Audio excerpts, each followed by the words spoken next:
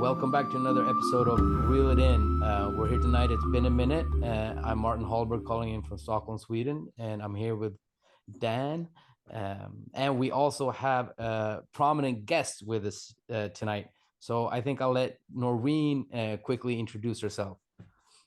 Hi, I'm Noreen Anderson, and thank you. I'm very happy to be here and participate in a discussion about, I don't know which way we're going. I think you left where you left off on your last episode. I guess you're picking up on truth, Yeah. completion. Cool. Yeah.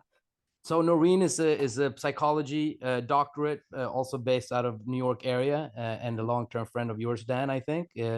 So we're super happy that you're with us, Noreen. We really look forward to chatting with you together with you tonight.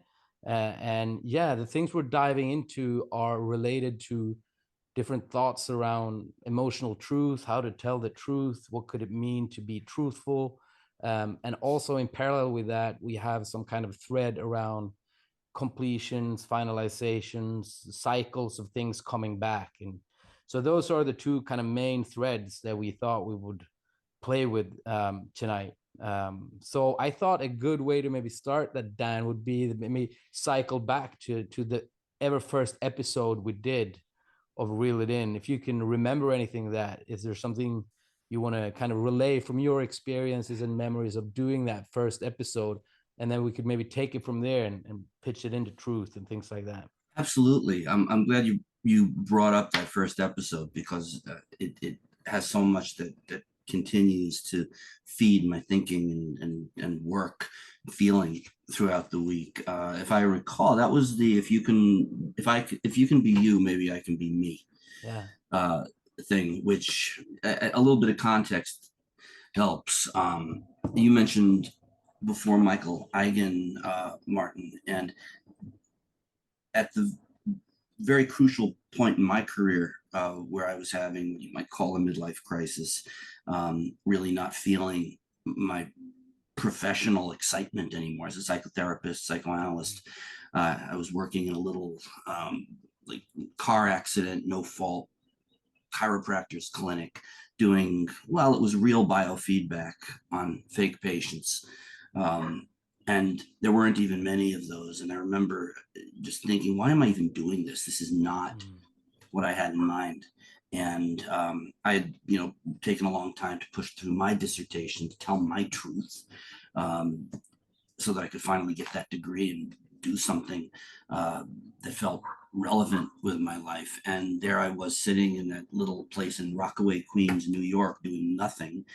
But I happened to be carrying with me a copy of Michael Eigen's book, Psychoanalytic Mystic, in which he talks about the stuff you can't put into words, the feelings that sort of take us beyond our normal, excuse me, there's a dog barking, let me close the window, that takes us sort of beyond our normal everyday states of mind, into the things that feel more powerful to us, the things that can transform the way we think and feel and grow. And Michael Eigen has been a real leader in the psychological field in terms of the mystical experience, the things that are beyond words and the effect they have on us. But he was also very much just a great spokesman in a way for Wilfred Bion, one of the less well understood psychoanalysts, for whom truth was a big deal. He used to talk about how human beings have a truth instinct, that in a way we are undernourished, even poisoned, if too much of what we have to take in and too much of what we have to deal with in ourselves doesn't match what we know to be true on some level. So how do we navigate that? I know that Noreen has been really researching things like bullying and when people are treating other people in unfair ways. So I think it's quite interesting. Like, how do we think about these things of like being true to oneself in a context which is not always favorable? Let's say, there might be other people that have other opinions on how one should behave. It could be parents or classmates or peers or people in the soccer team, that have ideas of how one should be as a person, as a man, as a woman, whatever. And then you could have a person with this truth instinct, and it feels it's not aligned. Noreen, do you get any thoughts from all these? Yeah, I did. associations. Sure, I have a lot of thoughts about. You shared that you and Dan kind of got together because you both were interested and passionate about the kind of teachings of Michael Eigen, Mhm. right? And and that you both referenced kind of going through a midlife crisis, right? Which I Yeah. think we all kind of, as intellectually curious people when we're young or we're idealistic, right? I think we want to take on, like you said, you were in political science, you wanted to Mm. be diplomatic, and we want to take on the world while simultaneously, when we're young, we are trying to figure out the world and we're trying to figure out what truth is. And because we read all kinds of teachers, and I love it when you get to read the works of somebody that really speaks to you and Mm. helps you to evolve in your thought or your consciousness to a new level. um, but like you said with Michael Eichen, then you maybe move on to the next teacher and the Yeah, next exactly. person that has a different paradigm that Yeah. helps you to see things slightly different. That's And interesting. Do yeah, you have like an author or Yeah. that comes to I, mind right now that's I for you like a I do. I think that when I would say I was going through my, it's cliche to say midlife crisis, but it is a transitional time that Mm. is so important when you are around the midway point in life. You're no longer a child, you are through adolescence, Mm. um, you are becoming wise with some experience. But the wiser you become, I think, the more you realize, the less you know, right? So now I've read tons of books on how people's minds work, and I've been able to observe their behaviors and try to figure them out. And what I was really struggling, I think, with for most of my life is that I didn't. How could I understand other people, if I truly didn't understand myself as a being in this world?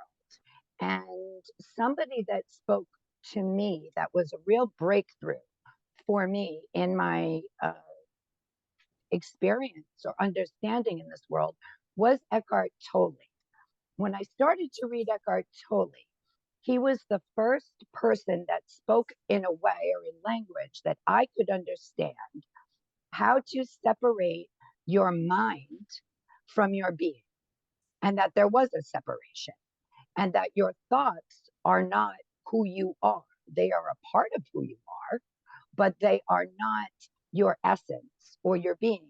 And you can actually do exercises to to observe your Mm. thoughts, to observe your thoughts. And that was very difficult for me Yeah. in the beginning because I have a very active mind that fires constantly. And it was hard for me to learn how to be able to observe them from a distance. And that was a practice that took Cool. quite some time to be able to do that. But through learning how to do that and Eckhart Tolle's works and his descriptions of the egoic mind and how it's formed and how it functions, and that there is an essence to you that is separate from it, I thought I began to understand truths in a very different way.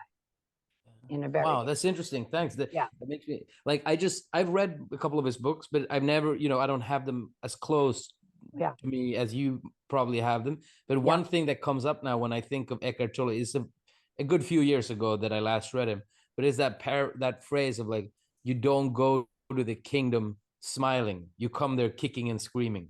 You know, maybe he paraphrased it from somebody else, but it's like that religious or spiritual idea that you Yeah, don't get to kind of peace, one could say, yeah. through Hmm. through your own like gracious No, walk through the park, right? You come there like a Yeah. fucking mess, and and you're like, whoop, I ended up here, like, where you get am I? there. You get there when you're on your knees, Yeah, exactly. Yeah, If you're lucky if and you're if you're yeah, lucky. willing, Right. and I think that's why we when we talk about midlife crisis, which is a cliche, but I think the cliche goes away if you think that the root of the word crisis is crossing.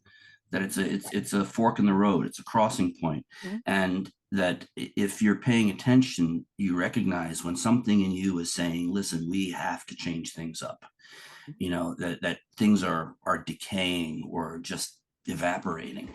And so you're on your knees, and if you're going to make a decision to go on and try to be more or better or finally be who you're supposed to be, well, one of the reasons I'm as much into Jung as Bion is that these are just a couple of writers who put emphasis on what happens in midlife and after, how you start pulling together the aspects of who you were and who you were trying to be and what your own nature tells you. And there's a kind of truth, being truthful with yourself about what your life ought to be about, not what other people or some imagined ideal tells you you're supposed to be. But then Eckhart Tolle, what I find interesting is not just that, in psychoanalysis, Michael Eigen is a very widely read writer and analyst, great guy, and that Eckhart Tolle is one of the more popular authors in the world, but that the three of us definitely are in orbit around certain basic ideas. For me, what Tolle did was to simplify the language, which is beautiful, coming from Buddhism rather than psychology, a kind of Buddhist approach, and the power of now. He was so important for stripping away all the fancy talk, all of the intellectualization, and just everything was about how to clear the cobwebs in the moment, appreciate being alive, appreciate that right here, right now is the fullest you will ever experience anything. Not that yesterday was bad or tomorrow's bad, but that the moment is all you have. And yeah. Exactly, it's super interesting. I think, to both of your points also about certain kind of crisis and changing points and forks and pivot points, there is that, as psychologists or as analysts to be, or whatever we will call ourselves, there is also, for me at least, that question of on what level do we move on? On what level are we on our knees? Are there images of me on my knees in my head? Does the word "I'm on my knees" come to me? Or am I actually one night maybe standing on my knees, crying in my flat next to my partner? What level of kind of symbolization or articulation are we playing with? I find that very interesting. Like, if I am to leave something old, shed the old to step into something new, is that something that is acted out in the sense of like, I quit my job and I get a new job? Or is it something that passes through, like the thoughts that Noreen were talking about, the leaf on the river kind of thing? The way I change jobs is actually by acknowledging something and letting it go. It might not have to be a kind of externally manifested thing. These are questions that I have, for my own life, but also as a psychology student, trying to understand, like, some things we might be able to talk about with our therapist, but some things might actually have to change. If you're in a bad situation with a bad friend, or somebody, apropos bullying, cyberbullying, like, you might have to leave, which is something else than talking to your therapist about it. So yeah, that was just a reflection about different levels of, what should we call it, like representation maybe, or Yeah. Well, Martin, you had written that piece that I started to give some answers on, which was about truth in psychoanalysis. And that's just, as I think, as a model of being a truthful person. But something that's special about our field, no matter what style of therapy you do, as long as you're not just looking to change behavior and condition a new kind of response, is that, well, one of the selling points for therapy is that there's really nowhere else in life where you get to say exactly and everything and anything that passes through your awareness. Even to say, what, take a chance and just say whatever comes out, because we believe there's something unconscious, whether it's a noun or a verb, an unconscious part of your mind, or just stuff that we can't be conscious of until we acknowledge it. And that's the crazy thing, that a voice can come out of us that tells us something we didn't know we knew. exactly, nicely put. Yeah, Yeah. and you said something in what you wrote, Martin, that I that we can't ignore, that there's a link between truth and empathy. Yeah. It's essential, but it's even more essential, more important to acknowledge it, because you drew the distinction between the sort of, I forget, the sort of robotic or violent truth where you just tell somebody exactly what you think of them, and well, you know what, you're fat and ugly. All right, I want a second opinion. Okay, you're stupid too. Yeah. That there's that kind of, now I'm just saying, just trying to be truthful. That's not truthful. That's violent. That's a way of trying to tear somebody apart and force, something really just sort of destructive from your own perceptions on them. So what I was thinking about what you wrote as being a therapist, Martin, that on the one hand, we have this challenge to be humble, not to believe that we're going to know the essence of another person or their truth. We have to know how powerful projection is, how our feelings about our patient aren't revelations about what is, universally true, or what's true about them, but that we also have to have the courage to take on the role of being the person who is going to hold up the mirror and Yeah. adjust the lighting in a way, and choose what are we going to reflect back to our patient that is for their own good. So let's face it, yeah, it's for your own good. That phrase has been abused so many ways by so many people, Yeah. but it's our job. How do we do it without forcing something on a false truth on somebody? Yeah. Or Well, yeah, Noreen, what do you make of this? Well, yeah, I encounter this with patients frequently because I find that people very often get angry or hostile when their truth or their paradigm of what is truth is challenged. Yeah. When it's challenged, so as a therapist, I think, it's very important to not be challenging to them at all, right? So they're going to be able to express whatever their truth is so that you can help them to understand themselves what their idea of their paradigms are or their truth is. Because very often people's truth is coming from a place of fear, not necessarily a place of knowing. And I think that, Say something more about that. That's yeah, super yeah, interesting. I think that is uh, an aspect of humanity, of the human mind, that makes existing very quite difficult. Because to me, truth isn't something that can concrete, that is concrete, that are concepts your mind can formulate. Because time is fluid, right? Our concept of time is linear, but I think we understand uh, that uh, our concept of time is very limited and our understanding. And to me, truth isn't anything that you can concretely come up with in the form of a thought. My truths are knowings, and they are knowings that I have come to that would be very difficult to put into words or put into language. It's almost like they are beyond thought. um, they are understandings about, and I think, Dan, you are correct.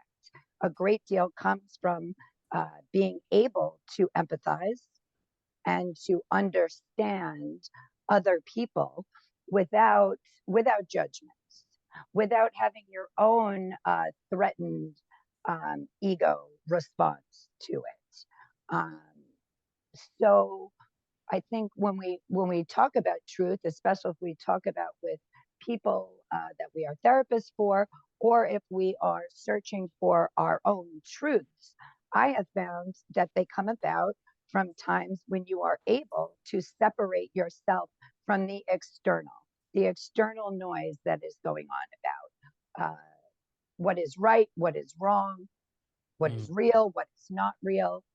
Is what I see in front of my face exactly what Dan would see in front of his face if he was sitting here? No, we know it wouldn't be. No.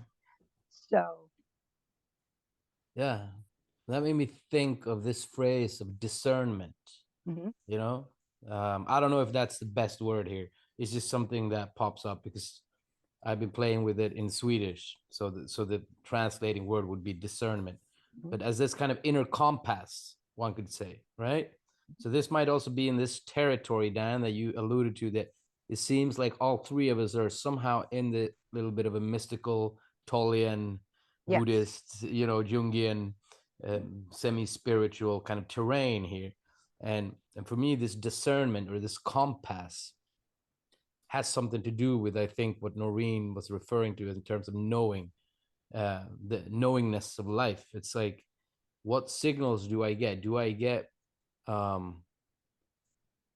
yeah, so I'll be a little bit, for me, it's quite a lot of it has to do with the feeling of being naked, you know, exposed.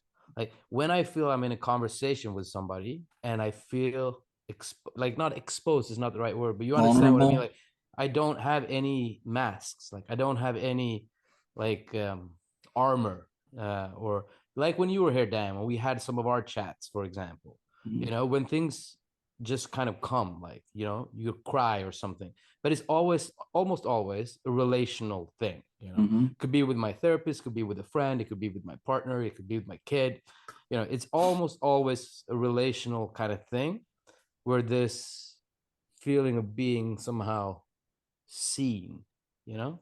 For me, that is one of the things that this compass would register as like a good sign, in a way, of being close to something that would feel like truth. And usually, yes, empathy is a core feature of that kind of dynamic.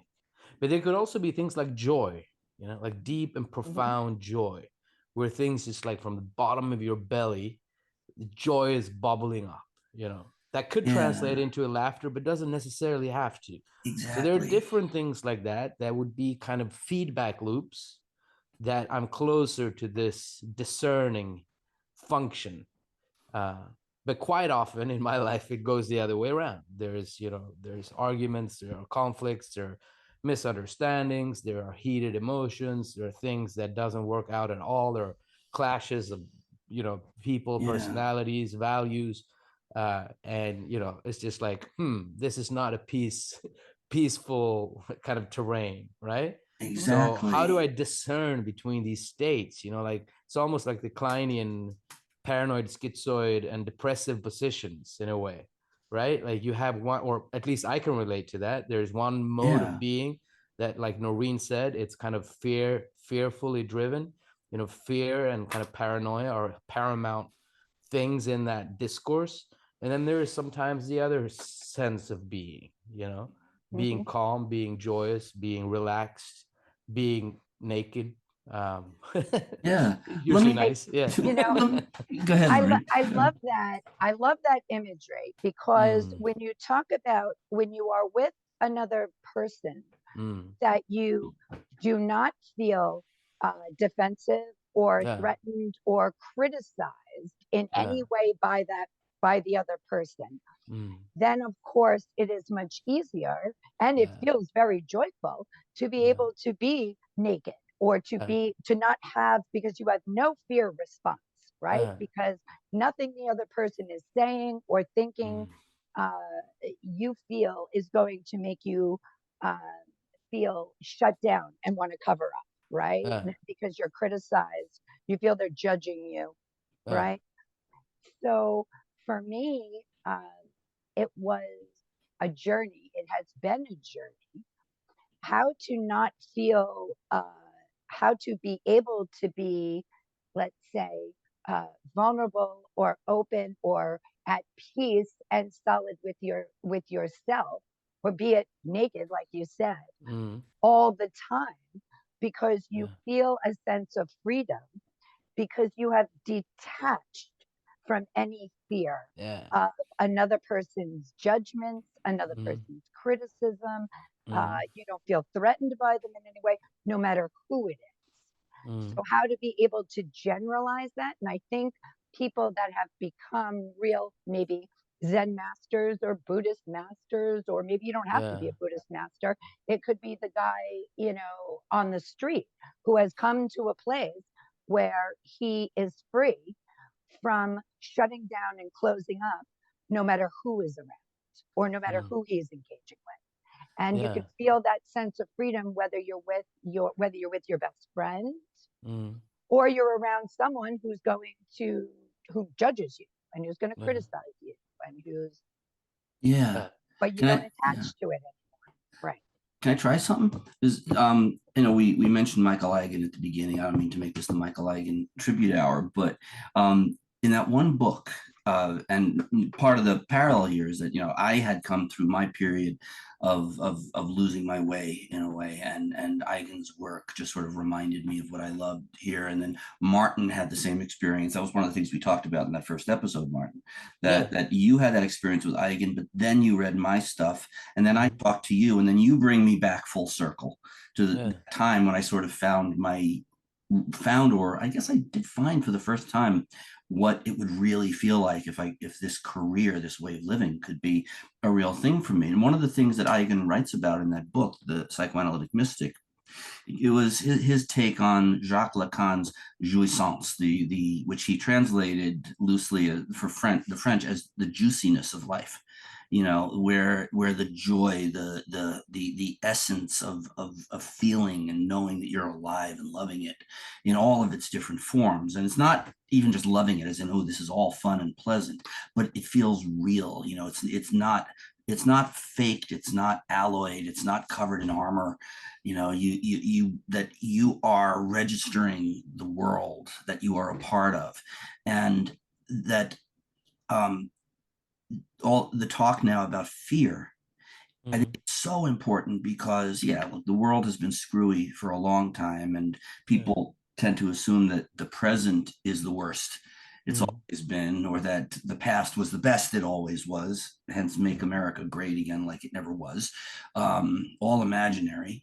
But today, more than ever, the world and our relations with other people are in a way poisoned with fear and paranoia, that there's a Mm. paranoid schizoid position. You mentioned that about Melanie Klein. Mm. That for anybody listening right now who doesn't know what that means, Melanie Klein, who's the big psychoanalytic sort of pioneer after Freud, um, uh, had this idea that the healthy person, or somebody whose psychoanalysis has gone well, reaches what she calls the depressive position, which isn't a very good selling point.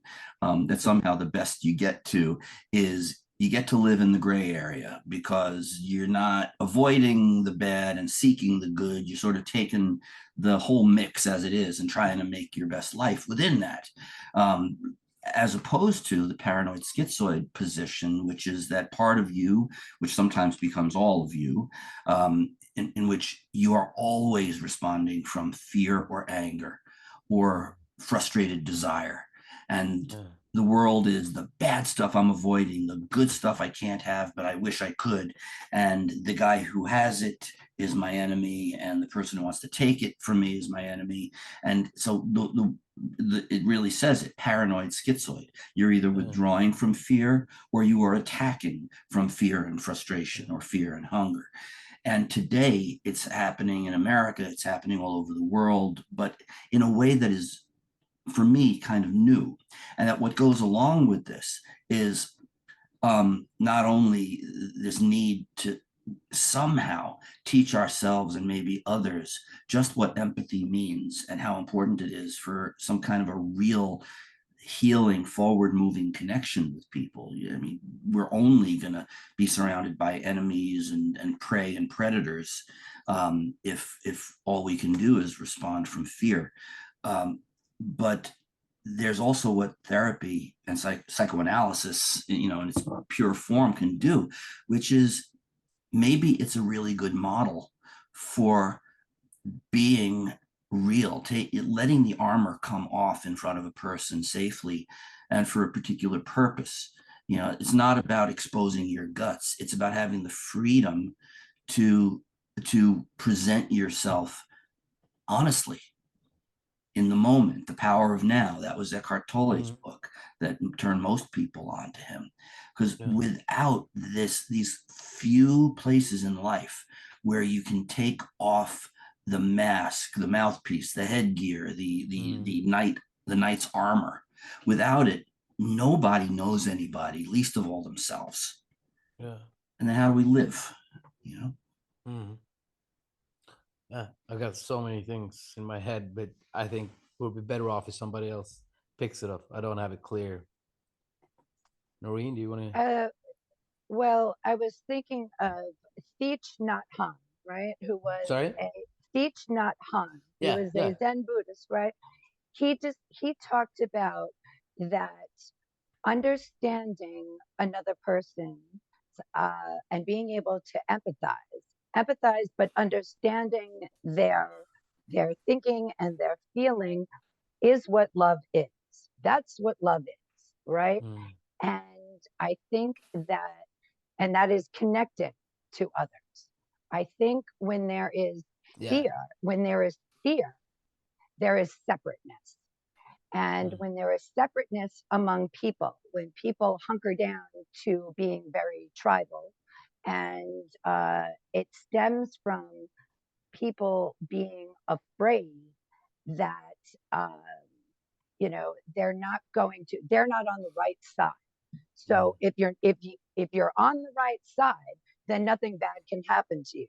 You'll go to heaven, or you'll go on, to a better place. You got it right in this world. Other people got it wrong. And, um, and again, as I said, that's fear based, right? Because if you are able to, without fear, understand other people, without judgment, without fear, without anger rising up, without feeling threatened, then you are able to feel connected to others as opposed to Yeah. living No, separately. Yeah. I fully vibe with this. I think I'm not sure, but I actually think that beyond the psychoanalyst that Dan mentioned, Wilfred Bion, I think one of his sayings is that truth is what brings people closer together. So that's very much in line with what you just Mm-hmm. said there, Noreen. But I have a question for y'all. Like, if I throw in this Jesus parable there, like, forgive them, Father, because they know not what they do. Mm. That's Mm-hmm. Jesus, right? That Like, I'm is. not very read up on my That Christianity, but I is. think Yeah. at least that much I know. Mm-hmm. How does that quote fall into this? Mm-hmm. Well, I'm not Okay, very Christian, Because, but maybe I well, need to explain. No, I, maybe I should give some more I context. think Like, yeah, go ahead. I think that is a way that Jesus was showing uh, or explaining to people a way to uh, forgive people or not attach to uh, uh, harmful behaviors that people do to one another. Mm, That they, uh, because it's easier to forgive, right, or to not get angry at a child that does yeah, something bad or that throws a tantrum or is behaving poorly. But when it's an adult, we get real pissed off because we think they yeah, should know better. We think they should exactly. know better or what they're doing. Mm, But what he was, I interpret he was saying is that that person clearly does not know better. yeah. They do not know better. Um, So they are how do? on they Yeah, are yeah, on their own path. So rather than ever standing in judgment of another person for whatever their behavior is, right? mm, Um, that that that is not um, uh, that isn't bringing anything to the world or to consciousness of truth, and uh, it that also perpetuates separateness, right? So if you're able mm, to look at someone who behaves badly and say they don't know better, it's easier to accept it and to not rage about it, I think. anyway, Yeah, no, I agree with it, right? but it's a tricky Yeah. one. We It's a unfortunately, real tricky one because people do real shitty things. yeah, Yeah, we have a Like kind of traumatic, crucify. we have a kind right. of Like traumatic crucifix, loop, right? Right. traumatic loop in the reel it in that we always end up talking about the Trump supporters, you know? Yeah, So yeah. they came up again in my head. Like, how do we forget? Like, how are we in connection with them, with the Hmm. Capitol Hill? Like, how are we in relation? How are we empathic? Like, yeah. How do we do Yeah. that? Like, well, what's the Right. real? Well, can I What, yeah, try? yeah. You could try Yeah, Now, exactly. yeah. the forgive them, Father, for they know not what they do. I think even though I don't vibe with the Christian Redeemer story, nor my Jewish sort of waiting for the Redeemer story, there's that to me is one of the greatest sources of genuine wisdom in the Christian Bible. And so, for example, Jesus, and this is also where it links up with all the other traditions like Buddhism, which tell us to take our ego and our self importance and our attachment to it out of the picture. Because if the Son of God is saying to his Father, forgive them, Father, for destroying the Redeemer of humanity, what he's saying is we can withhold angry, fearful judgment from anyone if we can forgive them. If we can forgive Judas, if we can forgive the Romans, because they have not yet found their enlightenment, then perhaps we have time to forgive ourselves or anyone else who comes along. And then it becomes impossible to act from fear and hatred with any sort of a good conscience. Because the message, the redemption message in Christianity, is about freeing people from those very urges to destroy.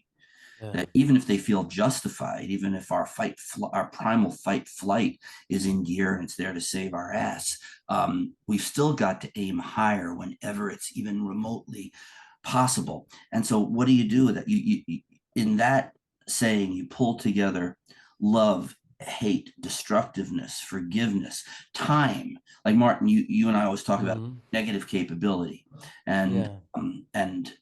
John Keats and how he wrote to his brother about how we have to avoid the irritable reaching after fact and reason. We have to be able to be in the gray, we not knowing and not reacting as if we did know just because we're frustrated and we're impatient. But you also tie love into that because we talk about love here. And a few things came to mind. For Keats, well, it was love, beauty, truth, and empathy. Okay. So I wrote in my response to you, how about another movement in Keats, which is the something like the affirmative capability, the ability to hold on to a yes, to hold on to the affirmation of a bond with someone who may not know there is a bond at the moment, but there's a possible one. Do we hold that space for people and for ourselves to say yes to something in spite of our fear, in spite of our anger? And then it came to mind that there were two things. One, there was the Shakespeare Sonnet 116, which is about I'll read you a couple of lines here. Let not the marriage of true minds admit impediments.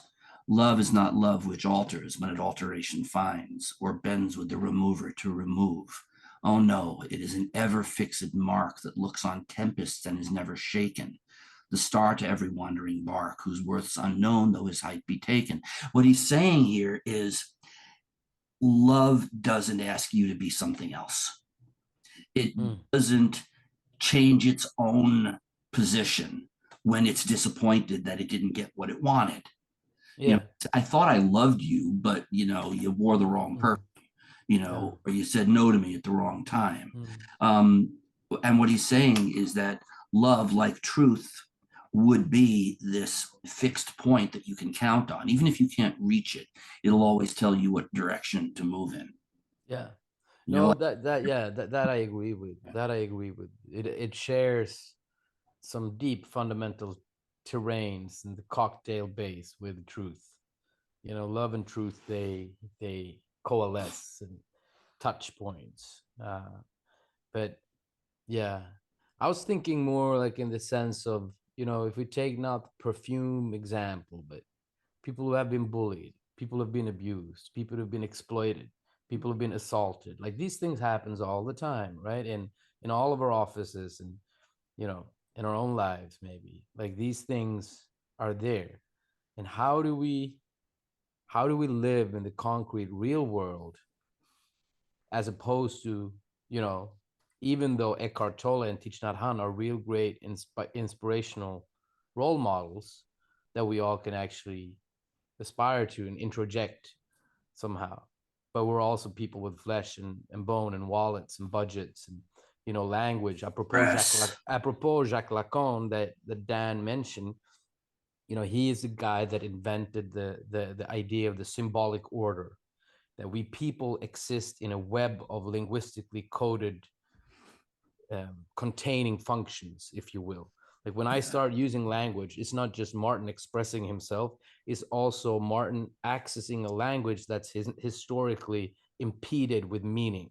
You know, if I would take a phrase, whether it's like republicanism or the Bible Belt or Black Lives Matter, or, you know, whatever word that I would choose, it's not a neutral word that I am deciphering my thoughts with. It's a word that has its own world of meaning that impinges on me as well, the subject that uses it. So the point I want to make with this is it's hard to only sit in the lotus position, because in our real everyday lives, we have to confront these things. You know, somebody bullies the people that, you know, my son would be bullied in the schoolyard. How do I deal with that beyond meditating or sending love to the kids, the 5-year-olds that trashes his face? This is not happening. I'm using a very horrendous fictive example. Maybe I shouldn't use that, but this is not happening. But it's a good example. It's a fictive example. But let's say one of your kids, you know, something happens to them, people are treating them badly. How do we enter the web of coded meaning, language, money, roles, positions, professionalism to safeguard the interest of our child or ourselves without trying to make things worse or you know, speed up this fear-based, violent kind of atmosphere in society? So easy to be outnumbered. I mean, Noreen, cyberbullying, isn't one of the main features of it, that with the cyber part of it, and seemingly infinite number of people can dive in instantaneously. It's bad enough to be bullied by one kid. How about 1,000? What, you know, I'm dealing with my own kid here. Anonymously. Yeah. Right. Yeah. She's been knocked off her feet so many times by groups of people who won't let her be online. And I have to keep picking my moments. You know, how do I, as you say, Martin, not make it worse? Because there are all kinds of risks in responding appropriately to something that involves half your community, it seems. You know, the courage to defend yourself when everybody else seems to be piling on, or to just withhold. What is that? Say something more about that. The courage to defend yourself or stand up for yourself in a world where you have nothing to hold on to, where language you use is not your own. You know, it's not, you're not the conductor of this, but you step into it anyway. What image is that? Is that him with the crown? Is that Jesus with the thorns? You know, he wears his crown when he goes to the fucking thing for his execution, but he still does it? Or how do we think around that? Painfully. That when I say the courage to defend oneself, or the courage to defend my kid when she doesn't want me to embarrass her further, you know, or there are all kinds of prohibitions. I mean, we're tribal people, which also means there's a part of us that feels very much answerable to the others. And so on the one hand, we're trying to talk about the web that connects us all. And yet sometimes the web that connects us all is malignant. and it wants to break us down or tell us that we are inferior because of an attribute of ours, whether it's race or sex or politics or something more personal and individual than that. And so I was thinking not just of my own struggles as a parent to do right by my kid, but of the problem of we talk about how we want to be empathic and keep that web connected between ourselves and others. And yet the courage to defend yourself means the courage to say, listen, no, I refuse to accept that the majority is right. In my gut, I know that what's happening here is wrong. So for example, if it's about, being a Hitler Youth, if it's about a Nazi soldier, or today a Russian soldier realizing that he's been lied to motivate him to bomb a school in Kiev. Do you have the courage to say, I refuse to be the puppet for that untruth, the lie you had to tell me to get me to shoot somebody, as an example? How do you have the courage to defend yourself against that group that wants to tell you what you are? Yeah, exactly. Because like you said, sometimes you're on your knees, right? You can't just sit in the lotus position and say, well, all right, I'm good now, because while you're sitting in the lotus position, somebody is draining your bank account or harming your child. Or harming your child. Harming your kid. So I think that, yes, I think that for me, and this has been a struggle to understand where my being is in this. If I am to understand that people know not what they do, or empathize with people because, let's say, this person who is harming your daughter, let's say somebody is lashing out and harming your daughter verbally, it's having consequences. But even if you understand this other person, Dan, and you have empathy because the other child was, who knows, abused, or who knows what happened in her life to bring her to the point where she's verbally harming your child. I don't think it means that you do nothing and you just sit in the lotus position and say, I'm going to love this person away. I'm going to love them in my consciousness and they'll stop harming my child. Well, taking action to stop somebody from, committing harm on another person is very different to me than it's in the action that you take. Okay. Is the action that you take going to stop the person from doing what they're doing to protect your child, right? Or to protect you? But are you then taking it a step further and you want vengeance, or you want punishment, or you want that person you want to then take on the role of,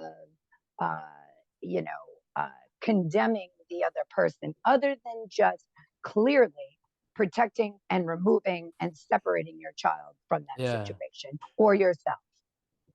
That's where it goes, right? I think, yeah. Yeah, and that's what's hard sometimes to know where to stop, so to speak. If I relate to your I think language is also very important, at least to my thoughts around these things as of current, is in the sense that people tend to not listen to things they don't want to hear, right? So a very effective weapon to demonize someone is to not acknowledge their voice. Let's say you, Dan, you come to me and you say certain things and I don't even answer it, right? That would be the worst kind of power play there is, in a way, right? To not even acknowledge what you just said. I would just be completely silent, or I would say, okay, so back to Noreen now, or something like that. So in that sense, who gets to access language, who gets to define it, who gets to use it, is and who gets validated or reciprocated in language. The way, and I think this is important also to our role as therapists, right? Like when our client says something, in what way, when, and how do we meet the speech, or when do we lean back and say nothing, or when do we step in and deliver an interpretation, taking lead ourselves, so as to push the person into a certain direction. Like these are very delicate things, I guess. I'm not a seasoned clinician yet, but I can infer that much, that and I think that's something I wrote in this parable on truth, or in this little text on truth also, that the way I think around it, and this goes back to empathy, is that the timing and the intention is of critical importance. Like, I don't know, like the therapist, like Dan said, is not the person who knows everything, even though he or she has to bear with being the projected person who knows everything. But we do our best. And one way we do our best is that we try to listen to our intuition that tells us maybe now is a good time to try to bring this conversation back to Noreen, whatever. Like somehow try to follow the intuition of helping or acknowledging or strengthening the other person's attempt to formulate their own truth, and letting that be said in the room. Like Dan said before, like when we hear ourselves say something, it becomes real. And if another person then acknowledging what you say, it becomes even more real. It means that you become real. It means that your child who's being treated badly becomes real.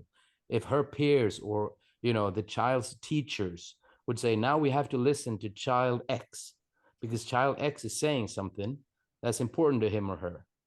Imagine the effect it has for that person to be introduced to the chain of language, as opposed to just like trying to scream their lungs out without ever being heard. The power of language. The thing that came to mind, I want to make a connection here and ask the two of you a question. First is, I don't know what the equivalent is you have in Sweden, Martin, but do you use the phrase the identified patient, or the IP? Does that come up? I don't know. No, I don't know what in family systems and in family therapy, and a few related areas, we have the idea of the person that the family points to as the problem. Okay, like the black sheep, we call it. The black sheep of the family. Yeah, exactly. That's the black sheep in therapy. That we always teach to listen to the IP, because very often the identified patient isn't actually the one there's anything wrong with. The identified patient is the one that everyone else has thrown the language at. That's the problem. This person is disrupting things. Exactly. That what they're doing, and very often that person, which is often a child, the drunk uncle, or the grandma with a little bit of dementia, but they know. If you listen to them, you will know exactly, or as much as possible, what's actually going on in the family, as opposed to what it is that makes them point at that person.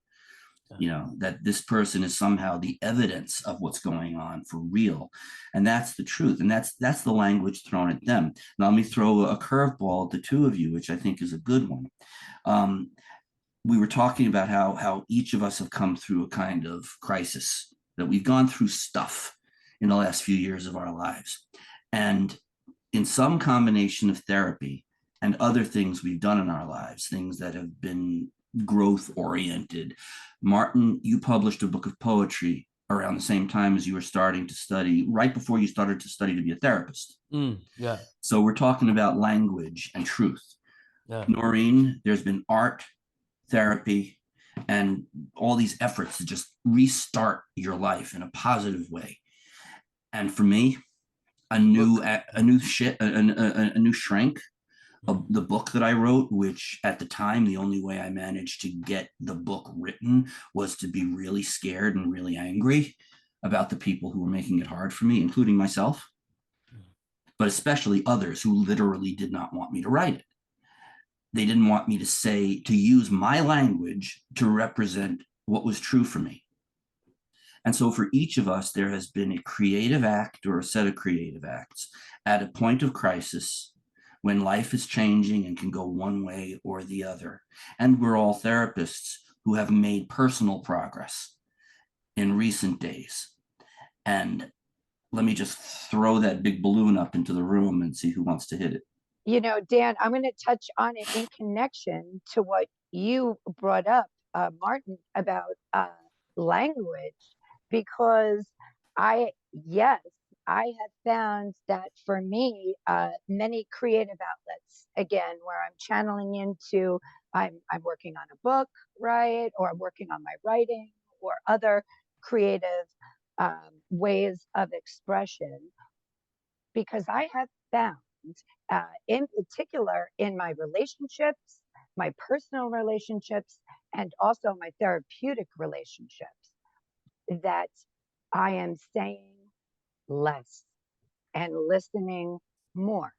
And in general, in life. So when I am with a patient now, I have found that I am able to convey certainly empathy, certainly understanding and presence, but I say less, because when I formulate an opinion or I make any comment, it shifts the clients or the patient or the person that is uh, flushing things out.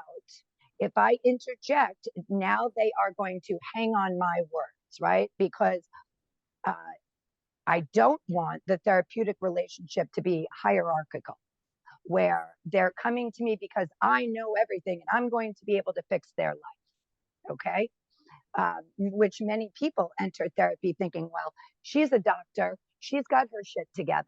She's going to be able to help me get my shit together. Right.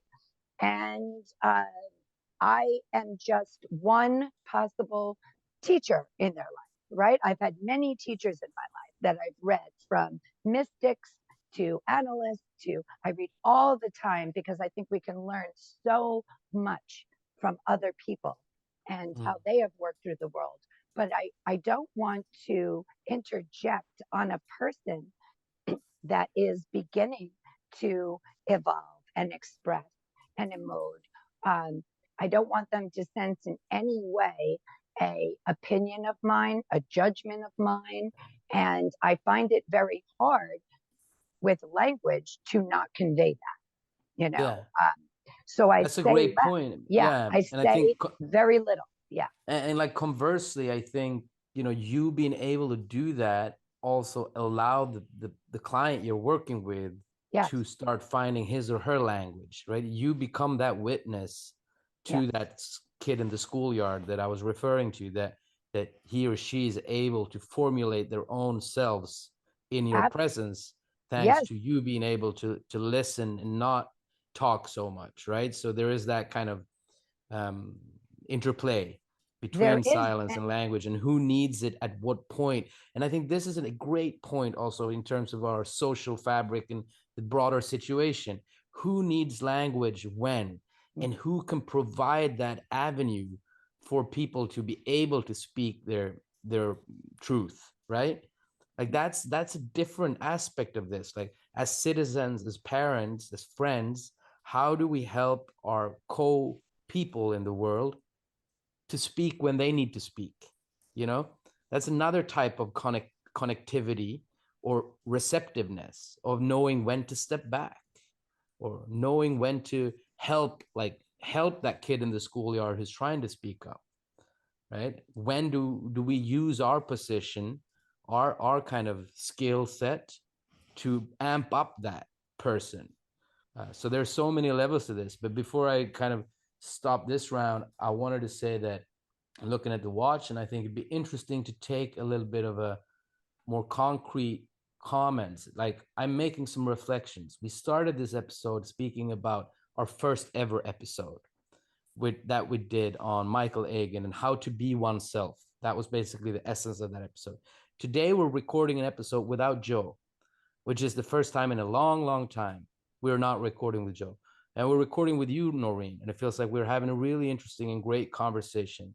I'm thinking about this thing of cycles. I'm also thinking about the midlife crisis that we're all alluding to, Mine is taking a lot of shifts and a lot of ups and downs. I wouldn't know to say if it's actually finished, but it's definitely taking a few profound shifts in a way, in terms of what paths I'm on. And this idea of the reel it in has been with us for a long time. Like, what do we do with this? And how do we play with this? So these are some more kind of concrete associations that deal with the situation here and now.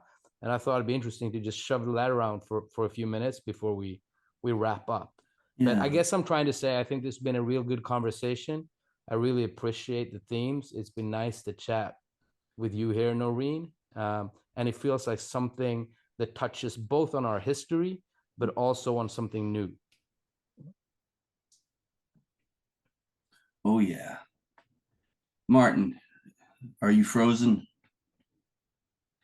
That was amazing timing. There you go. There you go. Okay, because you were frozen at a moment of epiphany. I have them often. Yeah, and there was another piece to our first episode, which I don't want to forget, which is how we set examples for each other. That one of the best metaphors we had, which came from you, Martin, I'm pretty sure, was the idea of lighting the candle or lighting the torch.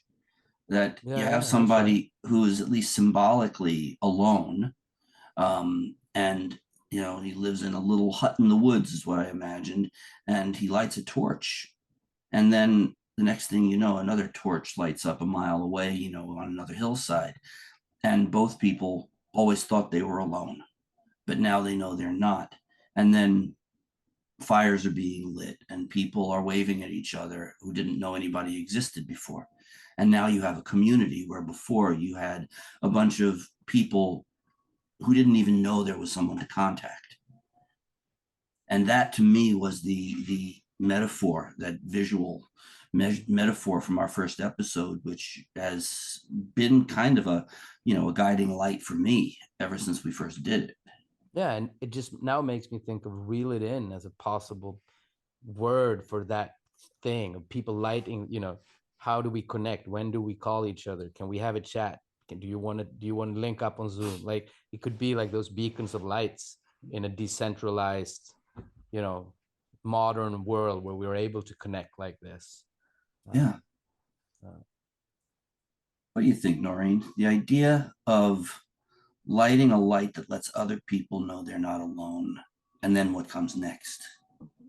I think that, as we were talking about, all of us kind of going through midlife crisis, and it is so cliched, and I don't even like the word crisis because that's kind of connotates, illness or something destructive, when really I think that it's just a time where all of your paradigms are shifting. They're shifting, they're changing.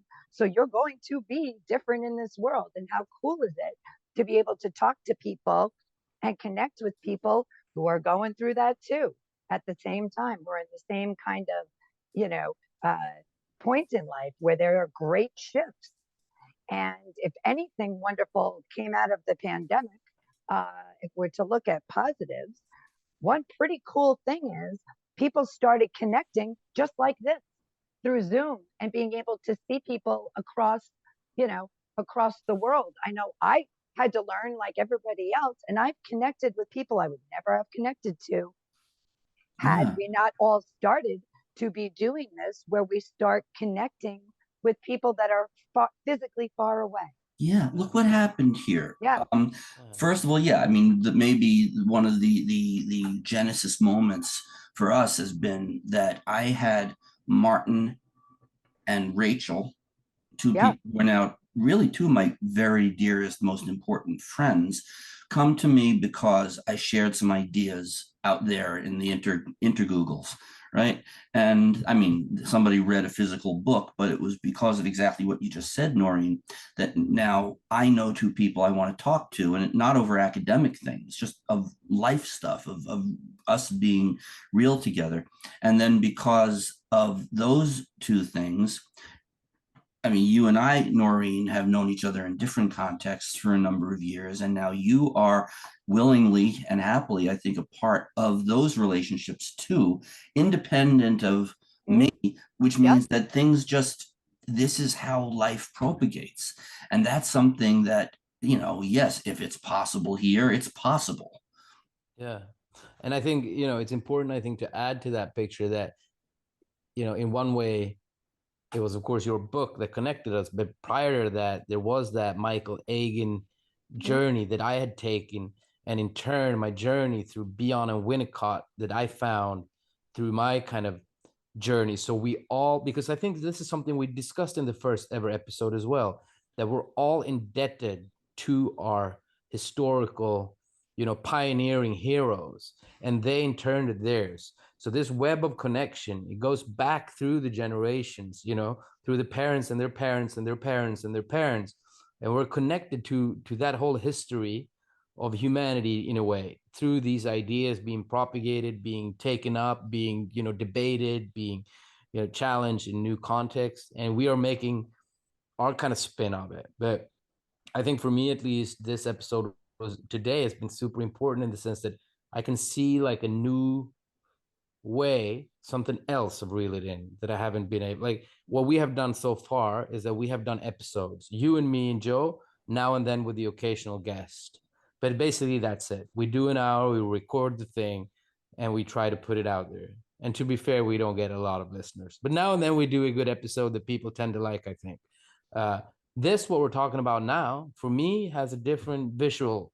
It's like more of a network of connected people that doesn't necessarily share like a central, cabinet thing. It's like Noreen in Long Island, Martin in Stockholm. There's, Johan in Norway and Stefan in Germany. And there is some way that these people can find each other. And whether, our role is to build infrastructure or to find these individuals, who knows? But maybe this is something we could put out there in a different way that, we're here. We like to light torches. If people who feel lonely light their torch, we're going to see it, we're going to find it somehow. And we'll put our trust into this mystical web that these things will come to fruition somehow. Those Martin, are the kind of thoughts. Yeah. Remember one of our earliest conversations, we were talking, it came on the heels of talking about, well, do we promote this thing? Do we do search engine optimization? Do we put links to our projects on? And one of your points, which I happily jumped on board with, was that this is, in a way, it's a concept, Reel It In, that can allow us to build different venues, to talk, to make things, to connect people who can enhance one another's lives and bring it forward. And yeah, it's idealistic, but we need this idealism, and to make it real. I was going to say, I think it's pretty cool. Dan, you were talking, you mentioned how human beings are tribal, right? Well, I think when you're in a phase of life such as we are, and you are shifting all of your paradigms, you begin to think, but who is my tribe? If it's not the religion my parents taught me, and it's not the location where I am, and who is my tribe? Well, your tribe can be people all over the world. And I think that this is a way that people, I mean, Martin, you and I would never have spoken, been able to look at each other and have a discussion or get to even know that possibly we have been moved by the same writers. We're moved by the same concepts. We're charged by the same creative concepts and paradigms. Well, it's about kind of finding your tribe now in the phase that you're in. And to me, like-minded people or creative, curious people, or people that are seeking purpose and meaning, they're my tribe, right? Yeah. They're my tribe. So maybe your Reel It In is going to kind of start bringing more people in, other guests. That might be a real cool component, right, to your podcast. Yeah. Like branching out from the three of you. Yeah, real neat. I really like it. I really like that idea of some kind of loosely connected tribe, somehow, or Sangha, as they call it, I guess, in the spiritual domains, right? You have your Sangha that you meditate together with. Very good. Like a digital Sangha. Yeah. That's the episode name. What do you think? Yeah. Oh, good one. Yeah, exactly. The digital Sangha. Well, let's call it that. Let's call it that. That's a great. And I think I like this thing today because it was also what we do best. We just press and go. We don't do all this thick stuff with all the themes and the thought out things. And You don't want my footnotes? Like, of course, we did have something around truth, but more or less, it was just like a trust in that meeting together with Noreen would work out well, and it did, right? So, because it becomes also so much easier to build this digital sangha if that's the thing. If the thing is like you're joining the podcast of Dan Sapin and Martin Hallberg, it's a different thing. Like, who wants to join? Why did we invite that person? What are they going to bring to the table? What, like, blah, blah, blah. Whereas if the thing is, do you want to hang out? Hang out. And we just record it. And then Joe gets a lot of fucking work to edit it. He gets to edit it, right? Hi, Joe. Hope you enjoy. You. Yeah, we miss you, Joe. Well, I got to tell you, I had a blast. And Dan, as always, thank you for inviting me. And, I think it's real cool that you knew that we could have kind of a discussion that would be fun. And you guys were going to click, and you're automatically invited. Yeah. So thank you. We can do this again? I really appreciate it. Yes. Yeah. Good. Yeah, it was great.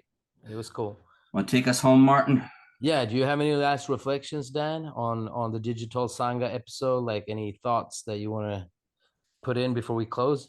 Nothing that is going to give us anything we haven't already said, except that I'm real glad we did this, and can't wait to see what it leads to. All right, cool. So we're going to sign out the Digital Sangha episode. Light a torch wherever you are. Thank you for being with us today. Yeah, and we'll see you. Thank you also so much to Noreen that came to the show with us tonight. Dr. Noreen Anderson. The name should be Noreen Anderson. All right. So we'll see you all next time. Have a good evening. All right. Bye-bye.